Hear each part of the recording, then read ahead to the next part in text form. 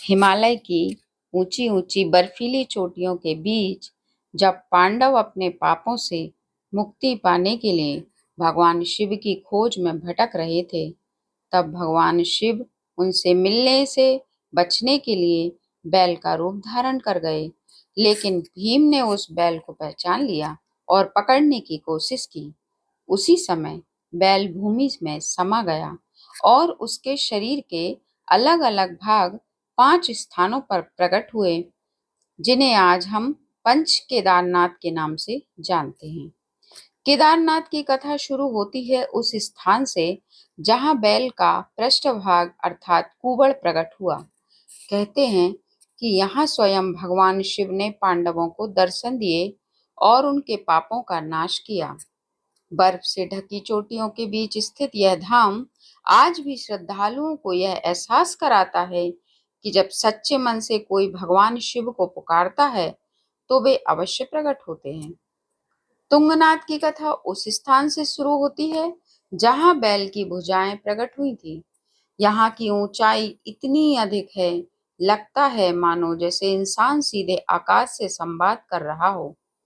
मान्यता है कि यहाँ भगवान शिव की पूजा करने से मनुष्य को अपने कर्मों की शक्ति का एहसास होता है और जीवन में सही दिशा मिलती है।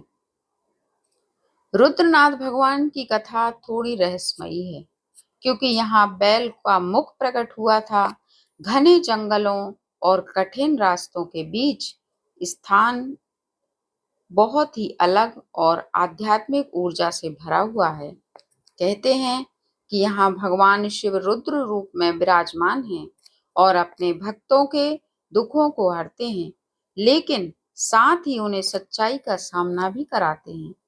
मध्य महेश्वर की कथा उस स्थान से जुड़ी है जहाँ बैल की नाभि प्रकट हुई थी। यहाँ का वातावरण इतना शांत और पवित्र है कि मन अपने आप ध्यान में लीन हो जाता है। मान्यता है कि यहाँ पूजा करने से भक्ति व्यक्ति के अंदर भक्ति, संतुलन और शांति का जन्म होता है। कल्पेश्वर की कथा उस स्थान से जुड़ी है जहाँ बैल की जटाएं प्रकट हुई थी।